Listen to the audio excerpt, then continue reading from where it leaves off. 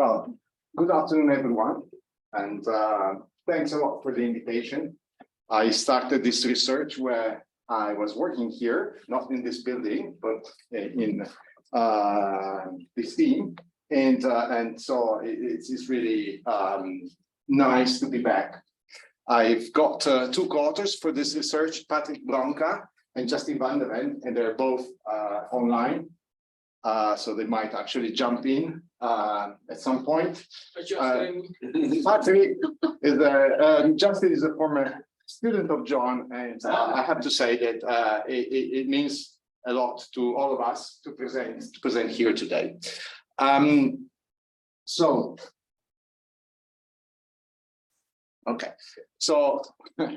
what we would like to offer is a new perspective on complex dynamics. Here I put in the social sciences, that's a little bit ambitious, mostly in life course analysis. And the idea here is that rather than looking at the effects of interaction between agents and between agent types, as you know, it is common in complexity studies, we are looking at the interaction between individual life domains, so inside the individual. Okay. And of course, they're all played by the welfare state in actually shaping those interactions. And we'll do this through the lenses of a dynamic microsimulation model integrated with a tax benefit microsimulation model. So this is entirely new with life course analysis. Where the literature here is sociological literature, and it's mostly concerned with analysis of observed trajectories, typically by means of cluster analysis of some sort. Okay, there are some applications to simulated trajectories. I'll put them there. A couple of references published in International Journal of Microsimulation, but this is mostly done with observed data. And what we do, on the other hand, we use a structural model to build counterfactuals and identify the different feedback and how they play out in shaping individual trajectories all the time. Okay, so in particular, we focus on three domains: work, health, and family. And we are interested in two types of feedback mechanisms. Positive feedback mechanisms, that is reinforcing mechanisms, and negative feedback mechanisms, which are attenuating mechanisms. Okay, so example of a reinforcing mechanism in a life course perspective is, for instance, what happens when you lose your job. Perhaps that affects your mental health. It might actually make it more likely that a partnership breaks, and that might have further consequences on the employability of the individual. So this is basically, in this case, that would be a vicious loop. So things getting worse and worse. It could also become, the other way around, that things start going well, and this has an impact on many different life domains, and everything gets reinforced. An example of an attenuating feedback mechanism, on the other hand, is, for instance, provided by family links. I mean, if I have a negative earning shock, then the fact that I can, there's resource pooling within the family, then of course attenuates the impact of the original shock. And actually, if we think in terms of positive and negative feedback, then we can say that the idea of a welfare state is to provide negative feedback into the system. Okay, and indeed, this is what a welfare state mostly does. However, sometimes the welfare state may play bad tricks. And for instance, in the case of welfare traps, or in the case of stigma, welfare stigma, indeed, it might actually help reinforcing, so providing positive feedback into the system. So I think this is helpful in thinking about the welfare state. Okay, so I have some caveats before we can go into the details of the model. So what the model is not. The model is not a general equilibrium model or general disequilibrium for people, from the agent-based community. We only model the supply side. Okay, the only model, in particular, the supply side of the labor market. So what individuals and households do. It's not macro. We only have individuals and households. We have very few feedback from the macro to the micro level.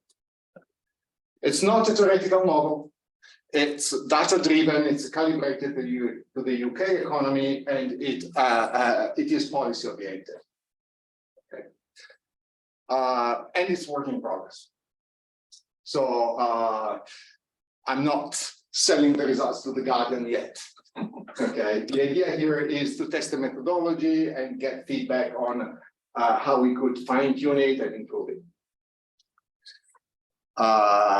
Now the question is, how different is this model from an agent-based model? And might be a relevant question to this audience. So I have argued in the past, and this is the reference, that agent-based models and dynamic microsimulation models are more or less the same thing. From a mathematical perspective, they're exactly the same objects. They're macro chains, which are solved iteratively by means of simulation. Okay, what changes is a flavor. With agent-based models typically being more interested in the effects of the interaction between agents and agent types, and also this macro to micro and micro to macro feedback, while dynamic microsimulations are normally more interested in the effects of policies. Okay. However, the divergence between the two literature, in my view, is just an unfortunate event. Indeed, many agent-based modelers would recognize these three routes to the agent-based literature, one being cellular automata, evolutionary economics being the second, and with the work of Dozy and Nelson, 1994. And then the third being the Santa Fe perspective on the study of complex systems. Okay, but there is a fourth route to the agent-based literature, which is very often neglected. Okay, and this is dynamic microsimulation. So you could look at these early studies in the 1970s, in particular by Barbara Bergman and Gunnar Eliasson, respectively on the US and the Swedish economy. And they look exactly like agent-based models. So you have, they're really rooted in the dynamic microsimulation literature. This reference in the middle is a edited volume together with Guy Orkut, who is considered the father of microsimulation. And here you will have all the elements that characterize an agent-based model. Both supply side and demand side, interaction between agents, macro to micro feedback and everything. Okay, so just unfortunate in my view that this has been neglected and the two literatures have diverged. Now, how different is our model from this agent-based approach and also this Eliasson and Bergman approach? Well, we do have less interaction between agents and agent types. We have some interaction because we do matching in the model. So that, and of course, what happens to one individual depends on the characteristics of the partner potential. So there is some sort of interaction, but it's limited.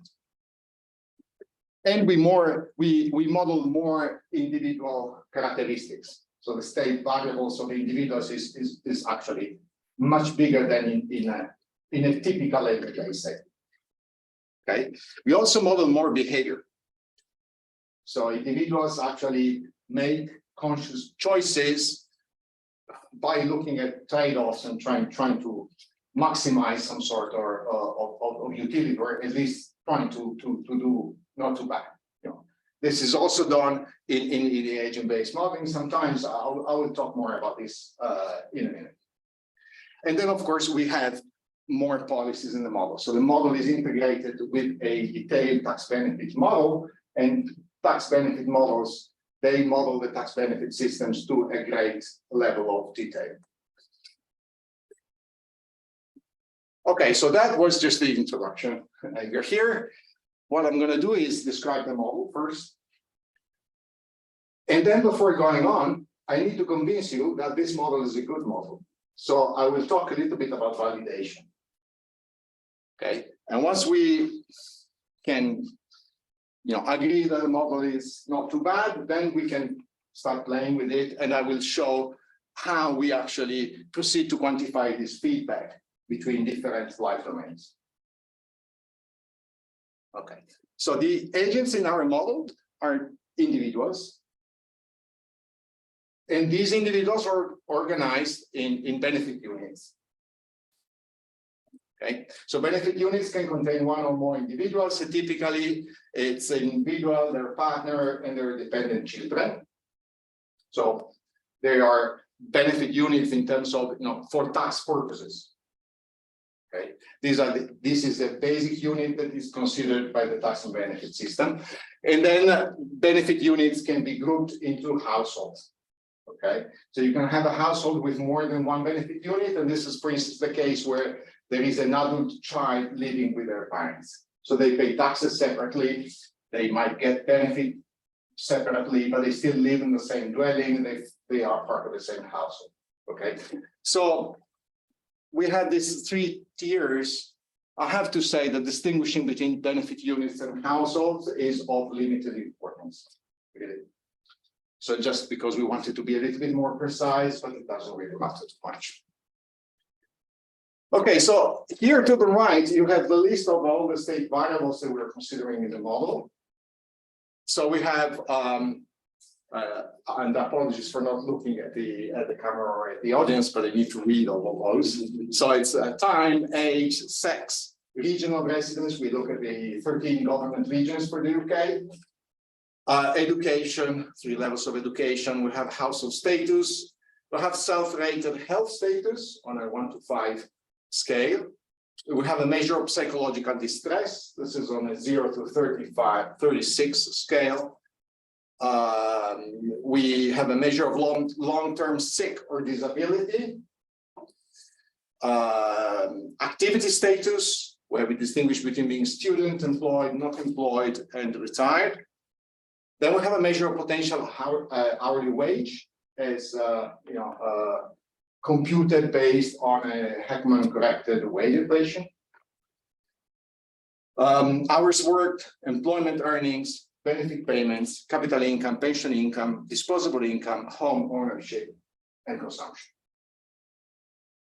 And because we have individuals grouped in households, of course, we can, the evolution of those state variables depend on the lag values of all those state variables in principle, but also on the state variables of the other members of the household. So for instance, number of children, age of children, but also parental education. But you don't have wealth, so you don't have the buffer stock security that liquid assets, for example, could provide. Yes, we have capital income, so we can infer to some extent the amount of wealth. You'll see in the next slide that we are moving towards modeling wealth more explicitly. Yeah. But yes, that's a fair point. I mean, liquid assets could have a very low income, but because they're liquid, yes, they're very important. They are. I absolutely agree. This is very important. This is why we're moving towards modeling wealth and wealth accumulation more explicitly. Okay, so. Actually, let me go to this, which is basically the diagram that explains all the events that happen in the simulation. So we start with the demographic module, and we have aging and death. And then we compare the resulting population with the population projections provided by the ONS. And if there is a misalignment, we move families around, trying to match the disaggregation of population by age and sex in each region. And then if this is not enough, then we either clone existing households or kill existing households. That basically mimics internal and external migration. But this really is not a model of migration. We possibly work on that. So this is kind of a residual migration just to make sure that our model aligns with the ONS population projections. Okay. Then there is an education module where we model whether individuals are in education and people can go back to education after a period spell of work. And when people leave education for the first time or for after a retraining period, then we assign them a level of education. Okay. And then we have a health module where we model physical health, we model mental health and disability. All these processes are conditional on predetermined values of all these state variables that I described in the previous slide. Then we have household composition and maternity, where we model living parental home. So basically, from being a benefit unit within a shared household to forming a new household. Then partnership. So we model creation of new partnership and partnership dissolution. And here that's quite interesting because when we create new partnerships, we have a model of associative matching. So basically we match individuals based on their characteristics as estimated in the data. And this is quite important because associative mating is a driver of inequality, of course. It's an increasing level of associativeness between partners. Okay, so we have that in the model. Of course, it can provide more details on any of those processes, but I just provide a brief overview now. And then we have fertility. Now, fertility, again, fertility is a process where we align to official demographic projections. So in a sense, we ask the ONS to give us the number of new babies in every year, and we distribute these new babies to the women in the population based on the results of our regression. So based on the women's characteristics. So in a sense, it's a model of differential fertility. Okay, we are not in the business of predicting the number of babies, but we just distribute babies. Okay, for now. Okay. Then we model non-labor income, so retirement, the decision to retire, and of course the level of pensions, and then capital income as well,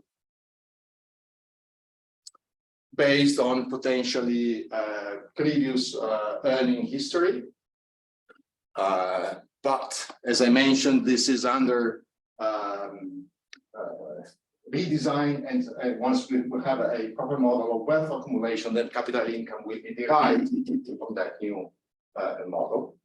And here's the core of the model where more behavior actually is considered, which is a labor supply model. And this is in the version that I'm presenting today, this is a very simple random utility model of labor supply, where we have households who make unitary choices, so the choice is made by the household, not by the individuals. And the household looks at maximizing the utility in the current period. So they look only at one period. Okay, so they want, of course, they get utility from consumption, which is related to income, but also they get this utility from working. And so they try to, they look at this trade-off and try to maximize the outcome.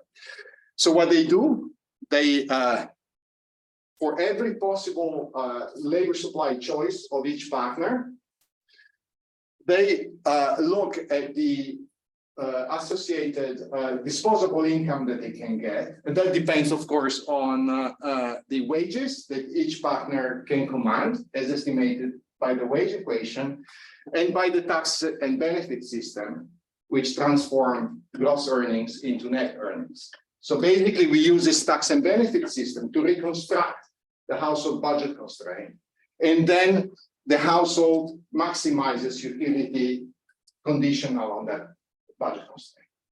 Okay. Is there any scope for involuntary unemployment? Not in this model. This is a well-known backdrop of random utility models. Yeah.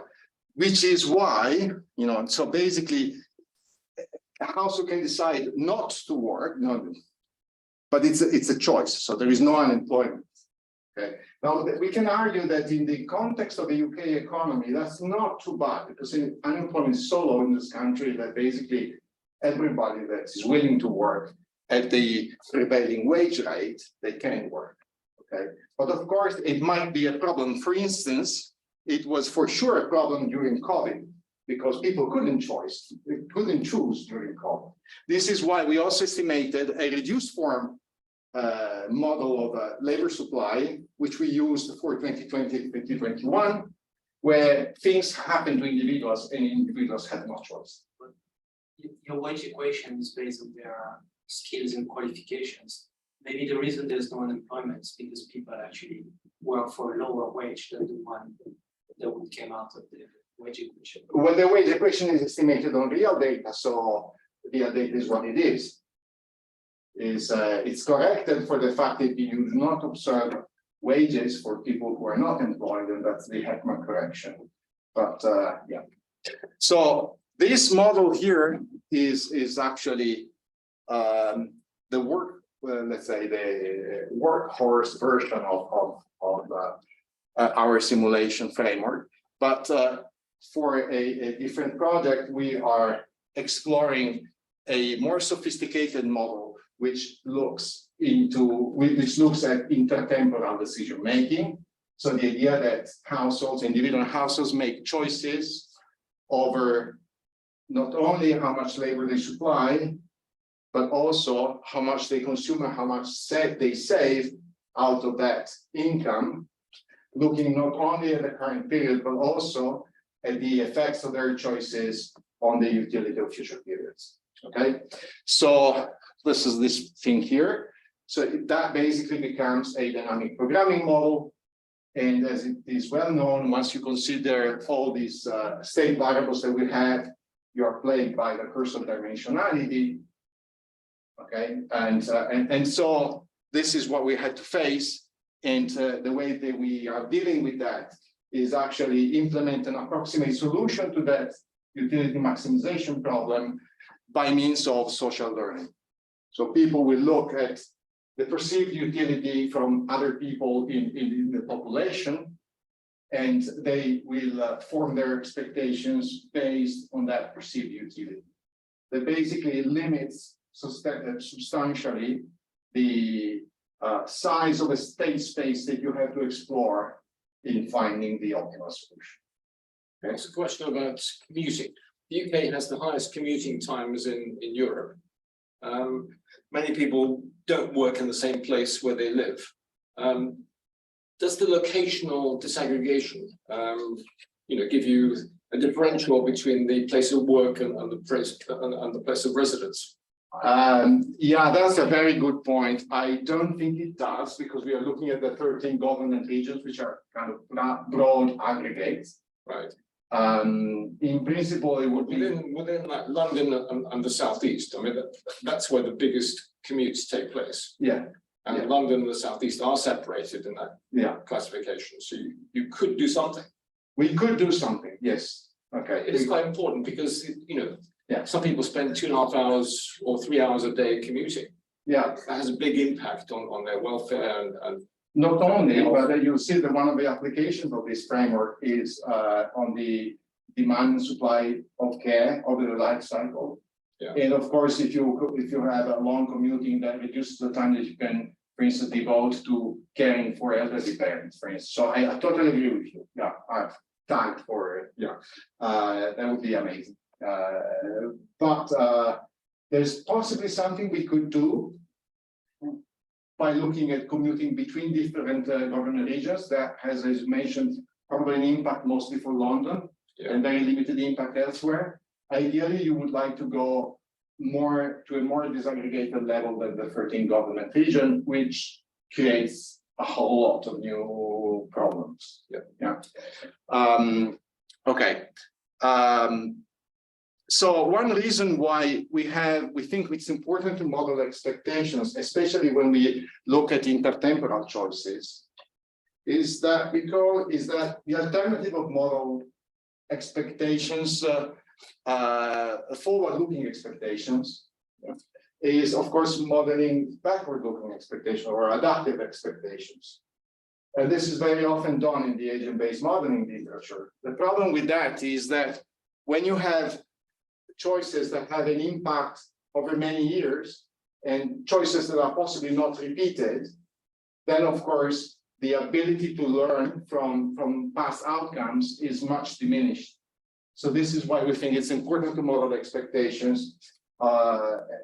Of course, because of this curse of dimensionality, we don't have completely rational expectations. If someone believed in rational expectations, but through this algorithm that looks at other people, I think we can achieve something which is both computationally feasible and reasonable. So people are like econometricians who have both their individual data and they have data for other people, and they can estimate a relationship that would forecast their income over their lifetime. It's something similar to that. I mean, it basically is, I have to decide how much to work now, I'm age 50, and how much to work and how much to consume and save. And I will look at people age 51 around me and try to see what they did when they were 50 and how happy they seem to be about their situation at 51. You know, so in a sense, it's not that we are asking people to be econometricians, but we are, we think that people form expectations based on the information that is around them, as embedded, for instance, by actions that other people are taking. Yeah, that translates into an exploration of a state space, which is limited to the characteristics of the population which is alive at a given moment. So all the very rare areas in the state, the very rare areas in the state space, they don't get explored. Okay, which is actually what we want. We want to simplify the state space because the state space grows enormous.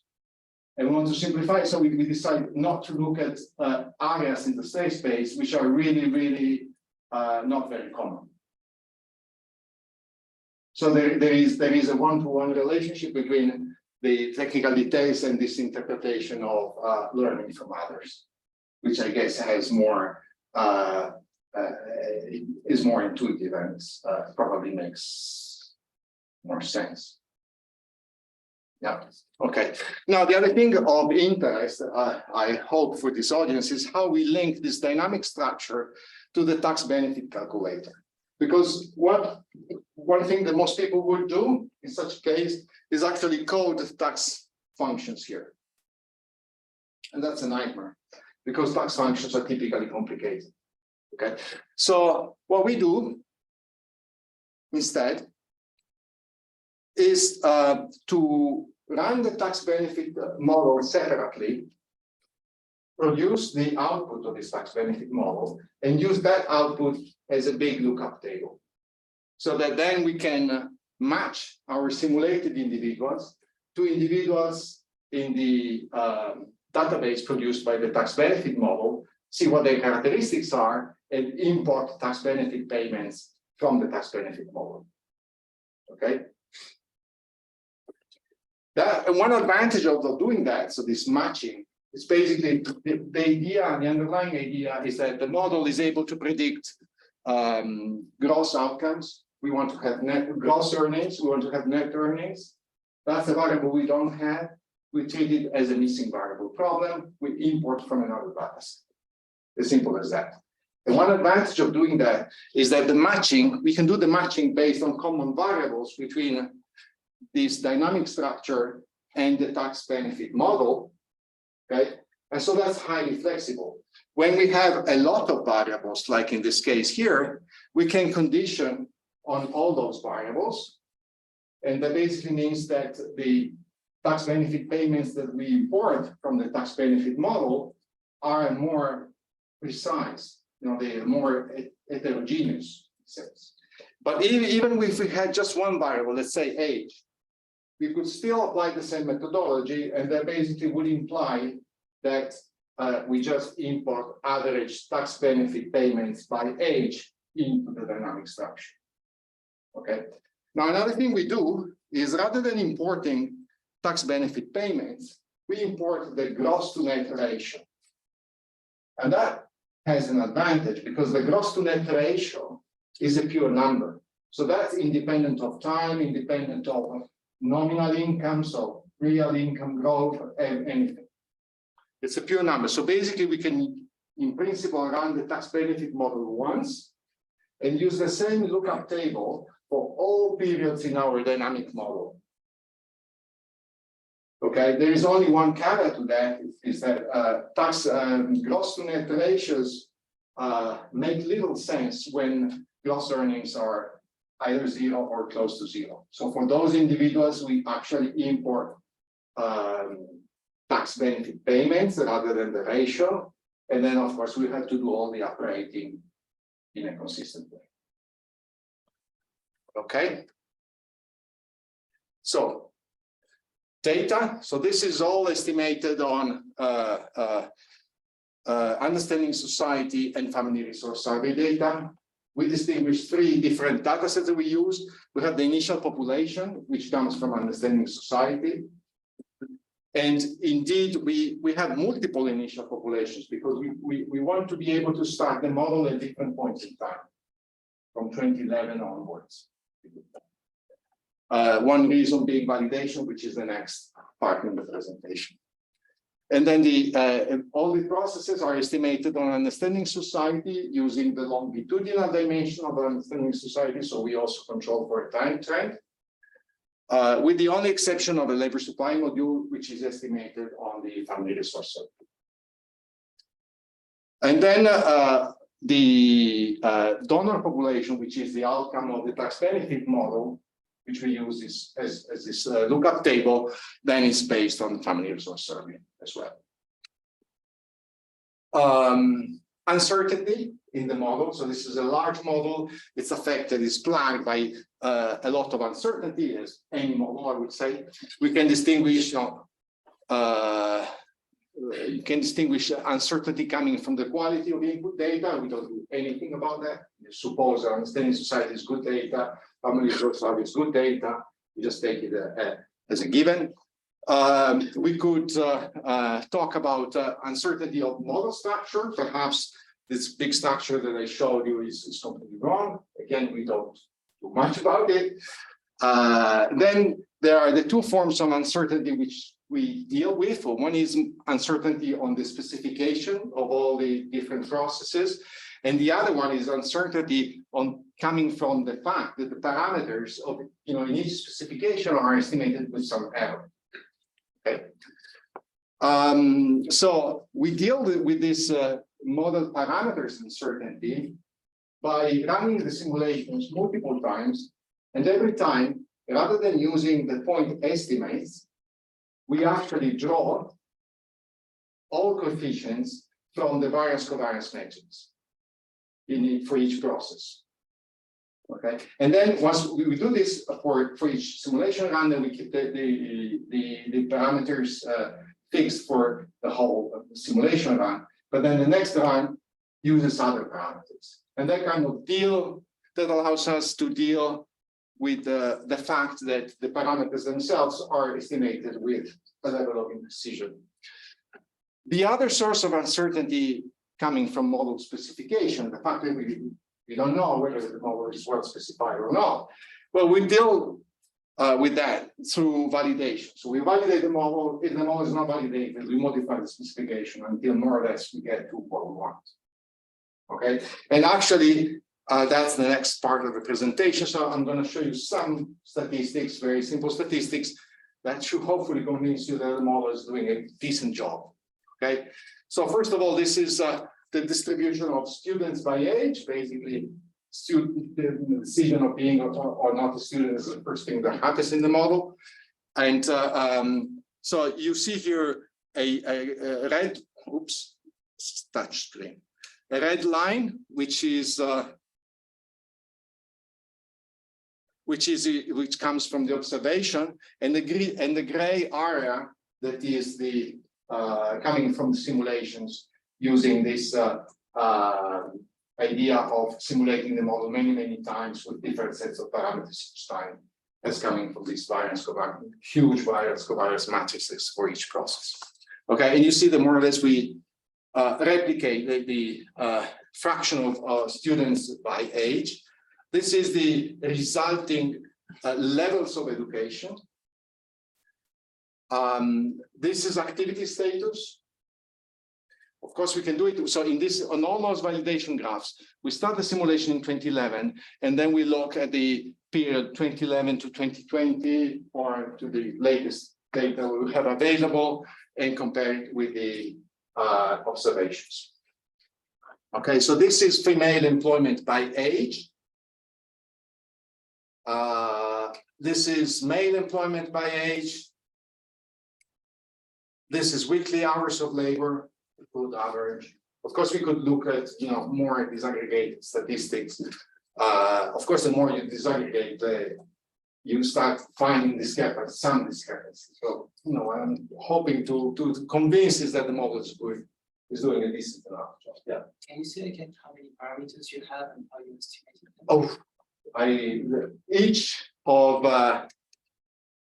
of these state variables, is the outcome of a regression that potentially controls for all the lag values of all the other state variables, including the state variables of the partners, number of children, age of children. So we have some processes are simpler than others. For instance, being in education is a process that only controls for age, gender, region, and parental education.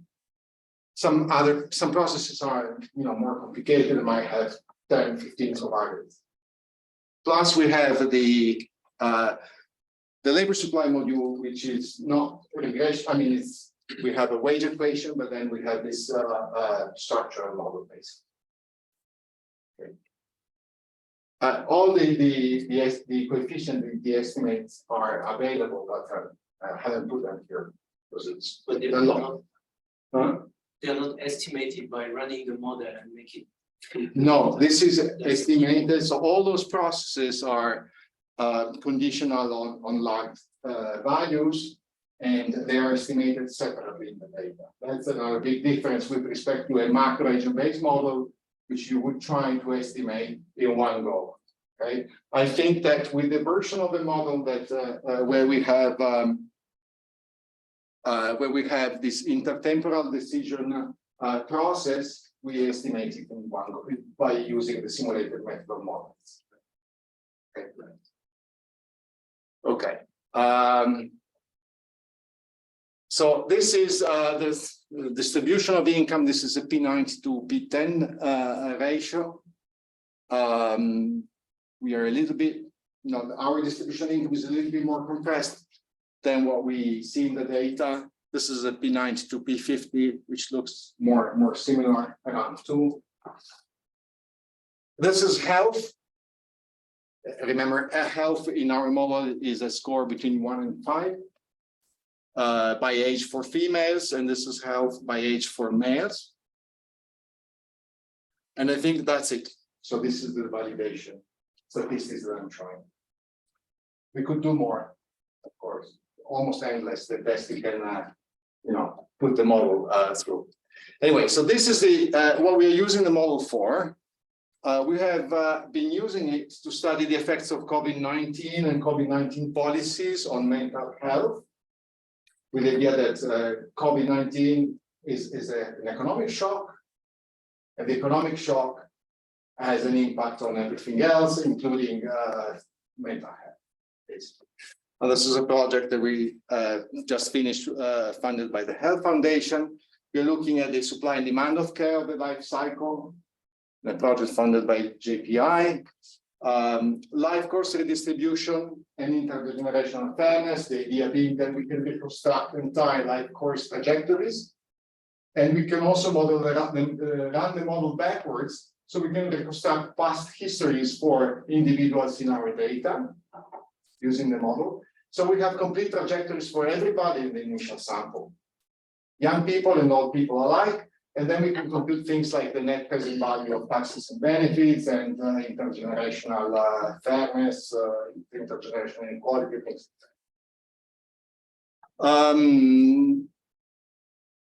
Effects of universal credit, that's another project where we're using this framework.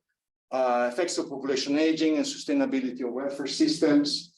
And this project that I'm talking about today, which is a quantification of feedback mechanisms between life domains. And this is the last part of the presentation.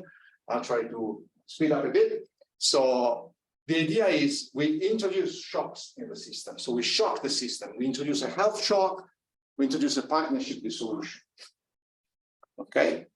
And of course, this has a direct effect on the evolution of the shock variables. For instance, if I introduce a health shock because current health depends on past health, that will have an effect on future health status. Okay, and then we want to look at the indirect effect of, in this case, the health shock by looking at the effect of the shock variable on other variables. For instance, the effect of shock on employment. Yeah. And we do this by comparing the evolution of these other variables, employment in my example, under the baseline and the shock scenario. Okay? And then we also want to look at the induced effect. So the effects of these other variables back to health. Okay, so yeah, have a shock on health that has an impact on employment, and employment has also an impact on the future evolution of health. This is what here we call induced effect, just to distinguish it from this indirect effect and the direct effect. And to do this, we compare two different scenarios. One is the shock scenario, as we used before, and the second one is the shock scenario, where we only allow the shock variable to change, and all the other variables evolve as in the baseline, which basically is a scenario where the feedback is switched off. And I'll be more clear with this graph. So this is the baseline. I have health. Health has an impact on everything else. Has also a direct impact on health itself in the future periods, but also the other variables have an impact on future health. That's the baseline. This is the shock scenario with feedback on. Same thing as before. The only thing that happens is that this initial value of health is shocked. Okay, because it is shocked, it has a direct effect on the future evolution of health, but it also has an indirect effect through the evolution of all the other variables. Okay, and the third scenario we consider is this scenario with feedback off, where we shock health, we allow health to affect future health status, but we keep the level of all the other variables as in the baseline. So basically, we switch off this feedback here. Okay. Okay, so we start with the first experiment, which is a health shock. You see, in the initial period, we shock health. So this health on a scale of 1 to 5 is reduced to 1. And this is what happens in the population that this is the first period, it's very low. I mean, it's already recovering because this is a snapshot after the first period. So it's recovering fast, but it takes a while until it gets to the level of health in the population, which you would get in the baseline. And this is the blue line. These are not lines, these are areas, because this is the 90% confidence interval of the simulations. Okay. Now, what is interesting here is that, first of all, there is a kind of fast recovery. And this is motivated by the fact that when you shock young individuals, fortunately, most of them recover pretty quickly. And when you shock old individuals, well, they will die anyway. So this explains why it doesn't take too long. I mean, still it takes 10 years, basically, before the shock is absorbed. Okay, but this is the shock to health. This is the impact on employment. And you see that, and this is a comparison of a baseline, which is a blue line, with the shock scenario with all the feedback on, which is the red line. Okay, and you see that there is a discrepancy. The discrepancy is not huge, but it's still almost significant or significant even 20 years later. So it's more long-lived, it's more persistency than the original health shock would have suggested. Okay, so this is income. To the left, you have earnings. So this is gross wages, basically. And to the right, you have disposable household income. And what you see here is that there is a long-lasting impact on earnings. But when you look at the disposable household income, this is much smaller. And this is because of the touch screen is bugging me. This is because of the tax benefit system that is absorbing the impact of the original shock. Okay. Now, this is the effect of the health shock on the partnership status. And you see that there is not much going on. Okay. You see that these people, the percentage of people who are partnered increases over time, because these are the people who are shocked. And of course, they age. And so the probability of being partnered increases with age. Okay. But you see that the difference between the baseline and the shock scenario is not very significant. And finally, we're looking at this induced effect, where we compare the feedback on with the feedback off system. So you have the blue line is still the baseline. The red line is the line that we showed before, where we observed, the health recovered in the first 10 years, basically. The simulation goes up to 2060 in this graph. But the green line is basically the evolution of health that we would obtain after switching off these channels here, and just importing the level of the other variables from the baseline. And we interpret this by saying that these induced effects are very small in the case of health. Okay, I'll provide a summary of all those results in my last slide. Okay, then very quickly, what happens with the partnership shock? So we dissolve partnerships. This is what happens with the probability of being partnered for males and females. So it's shocked here. And then this is the baseline, this is a shock. And you see that it's basically converges, but it takes a long time to go back to what it was before. That's for females. It takes a little bit less for females to recover after partnership dissolution. So this is the effect of the shock on the shocked variable itself. And then we look at the effects of the shock on other variables. So this is health. And you see that the partnership dissolution has a negative impact on health, both for males and females. And this is a persistent effect. You can observe it even 30 years after the original shock, which probably makes sense because health is a highly persistent process itself. Okay, sorry, I don't know what I did here. How I do it? Oh, yeah. Huh? 2 fingers. Okay, thanks very much. Next one.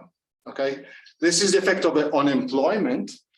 And you see that there is, again, a small but persistent negative impact of a partnership dissolution on employment, both for males and females.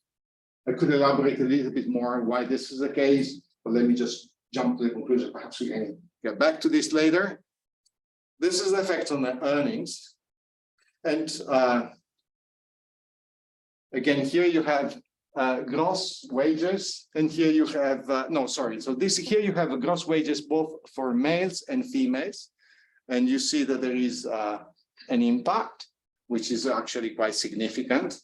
But what is quite striking is when you look at disposable income, the impact is even bigger in this case. Remember, with the health shock, we saw that this the welfare state was absorbing most of it. Here, it doesn't seem to be the case. In particular, you know, it's like 30% less. The effect of partnership dissolution on disposable income is minus 30%, which is quite a lot in the model. And one possible explanation that we want to further investigate is the fact that perhaps the welfare system is biased against singles. Because what happens here is that basically these people become single. And then some of them remain singles for a long period of time. As we have seen in this first slide here, it takes a long time before the partnership rate returns the baseline. When a relationship dissolves, how are you treating the fact that one partner pays alimony or childcare costs? Is that coming into it? Because that's, it's not the welfare side of things, but yeah, that's sure. What is disposable income for, say, the ex-husband, where he then pays alimony and childcare costs to the female, who also has that health burden of having to bring Sure. So by doing this matching to the tax database, we control for variables like having a child and the age of the child. And when a partnership dissolves, I think what happens in the model, and Patrick might actually correct me if I'm wrong, is that the child is given to the mother. Okay. So it's possibly the mother that gets child payments. And we are not modeling direct transfers from the father to the mother. Because that's very important. That's very important. By law. Yeah. But that's something that we might actually add in the future. At the moment, it's not there. Is there any possibility of reverse causation, that people who are more likely to have a negative employment shock are more likely to have got a dissolution of their partnership status? Well, that's entirely possible. This is why we want to use a structural model that we can shock, because in that case, we are kind of stress testing the model. So it's not that these impulse response functions are estimating the data, they're coming from the model. Does that make sense? Yeah. Employment, earnings, disposable income. Yeah, here we were. So wrapping up, and then I'm happy to provide more details. First of all, that's hopefully a novel perspective on life course analysis, where we look at these attenuation and reinforcement mechanisms. The idea is that we want to have a counterfactual analysis exactly to address that selection issue, basically. And the counterfactual analysis is made possible thanks to this dynamic structural model, so that we can arbitrarily switch on and off propagation mechanism. Methodology is still to be refined. The preliminary results point to significant but differentiated feedback effects and between different life domains. In particular, summarizing health, we found that has an impact on employment and gross earnings, very little impact on disposable income and partnership status. Employment, on the other hand, has a limited impact on health. Partnership status, that's the second experiment, has an impact on everything else.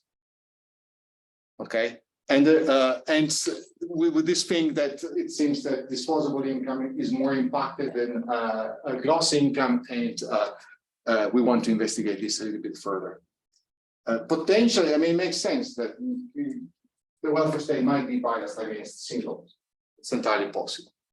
Now, the metrics to quantify all those feedbacks are still to be refined, and any suggestion would be actually quite good. The connection to inequalities is straightforward. Of course, when you have a reinforcement mechanism that increases inequality, when you have an attenuation mechanism that decreases inequality potentially, but we still have to make it explicit. Okay, and I think that's the end. Thank you very much.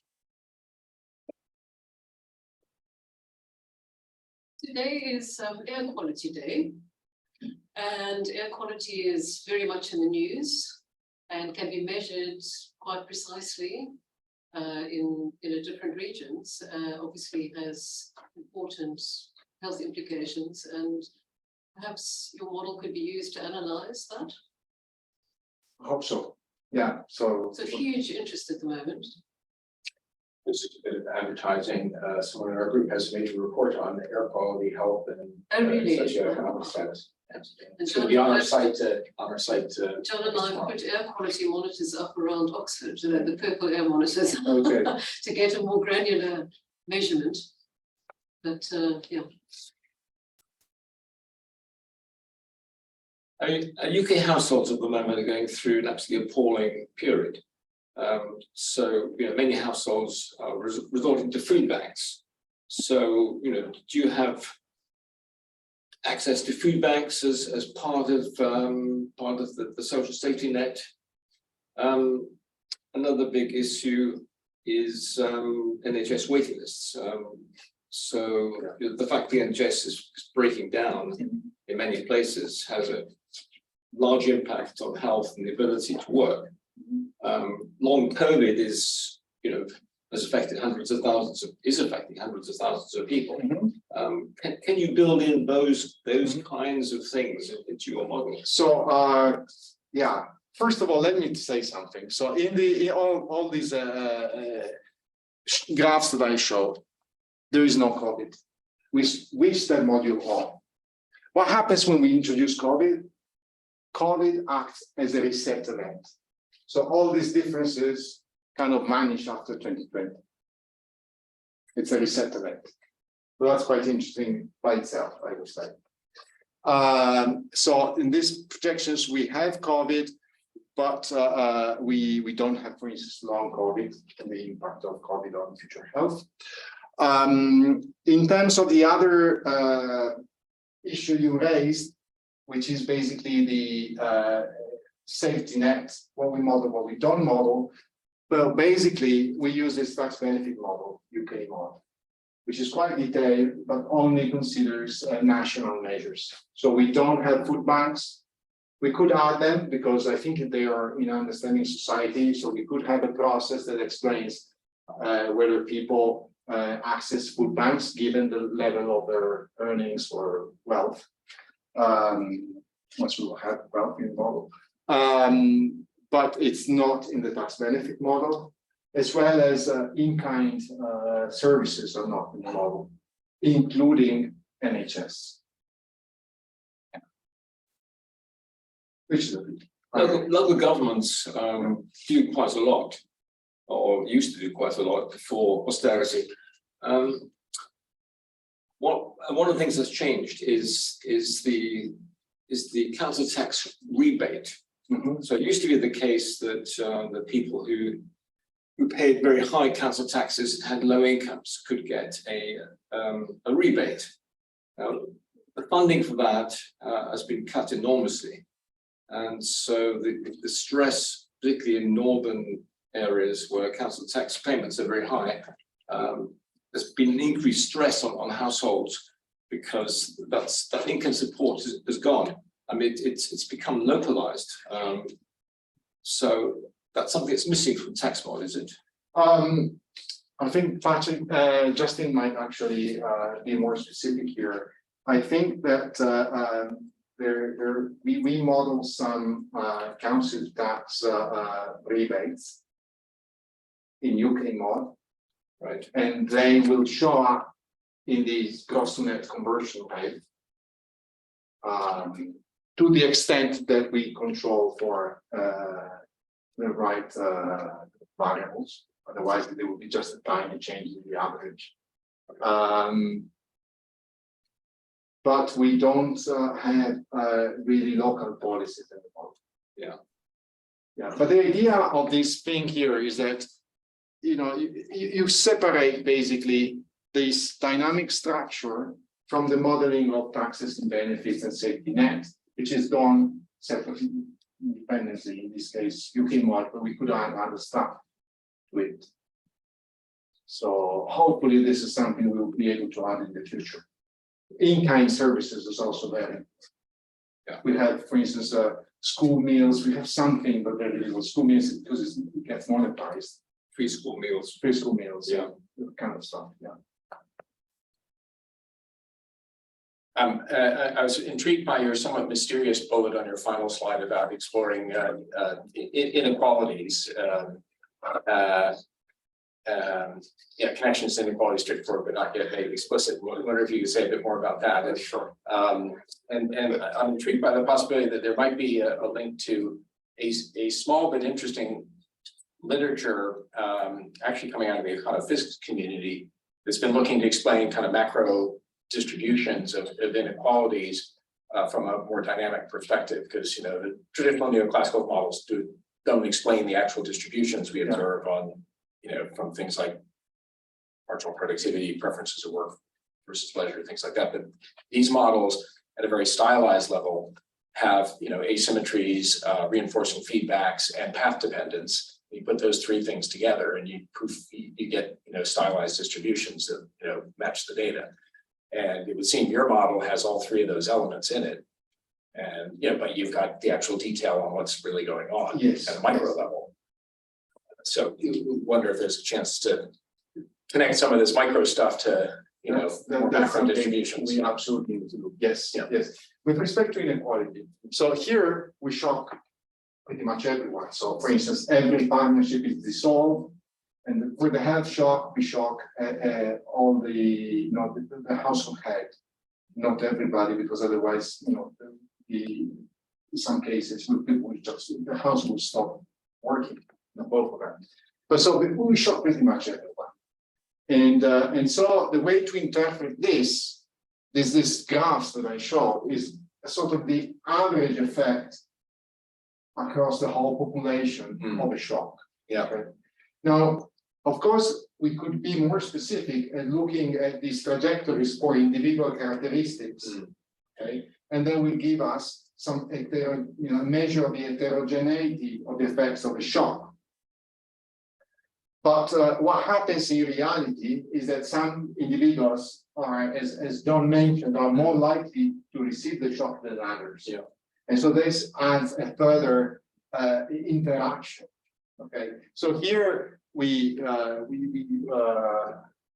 go around that problem by shocking everyone. So I think the way to interpret this is the average effect of a shock. If you get a shock, on average, this is the impact. And the other question is how likely it is that you get the shock in the first place. And the second thing is the impact, your specific impact might be different from the average. This is again something we could look at the model. So there is a lot of work. This needs to be done. Okay, so it's just the first step. But yeah, I mean, well, actually, some more detailed questions. I'll save those for later. Okay. Okay. Fuel poverty is another very big issue.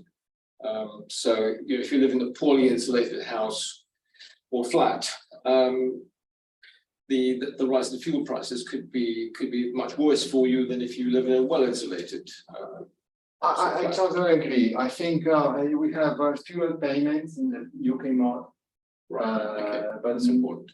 but not other things. But I guess all these very important points you're raising are perhaps they are more addressed to UK mod than to this dynamic structure. The thing is, when you use UK mod, or by the way, any existing tax benefit model in UK, they offer you a perspective on inequality and the impact of policies on inequality. That perspective is limited by the fact that there are a lot of things that remain outside the scope of the models. Yeah. And this is one of them. Also the quality of consumption, for instance. And you can think of loads of them. But this is the same problem that if you use UK model or if you use the IFS tax benefit model, if you can, because of course that's proprietary, or if you use the DWP model, also proprietary. That's a problem of these tax benefit models. But this is already a huge improvement with respect to have a piecewise linear tax function in the model, and that's the end of it. So, okay. Well, thanks so much for coming. And No, thank for thanks for people online as well. Yeah.